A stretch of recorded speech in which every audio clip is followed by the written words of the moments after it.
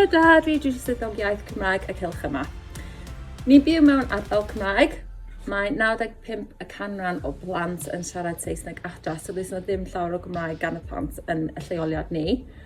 Mae pob aelod y staff yn gweithio'n galed iawn fel tîm i cryfhau'r safon Cymraeg yn ein cylch. Mae pawb yn gwneud y cwrs camau.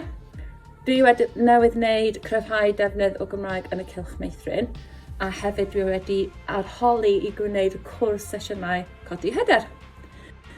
Dwi yma i cryfhau'r iaith yn y lleoliad gan cwblhau'r cwrsiau ac i gweithio yn galed iawn hefo'r tîm, gwneud siŵr bod i gyd ohonyn ni yn cael y patrwmiau iaith i defnyddio yn y cylch ac yn teimlo cyfforddus hefo'n gilydd ac yn y lleoliad ni i defnyddio'r iaith. Ni'n defnyddio'r cynllun Croesi'r Bont sydd yn andros o dda, gyd o caneuon a patrwmau iaith. Hefo'r bob cynllunio, dwi'n gwneud taflen sydd yn jyst atgoffa'r staff o'r patrwmau. Ni'n rhoi un o'r caneuon i mewn, so ni'n gwneud 2 can wahanol bob 2 wythnos. Hefyd mae gennym ni'r 5 geirfa alcan.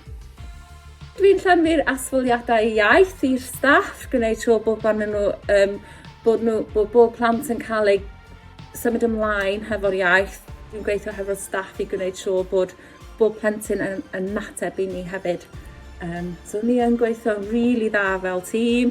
Dwi'n mynd â grwpiau bach, 1 i 1 neu grwpiau bach o 4. Ni'n darllen stori, ni'n dawnsio, neu ni jyst gwneud gwahanol gweithgareddau. Dwi'n gwneud yn siŵr bod yna lot o trochi iaith yn y grwpiau bach yna.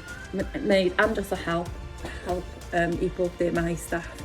A wrth gwrs ni'n siarad Cymraeg am ein gilydd. Gwneud yn siŵr bod ni ddim yn siarad Saesneg o gwbl, os ddim rhaid. Cos ni'n gwybod faint yn bwysig mae hynna yn y lleoliad.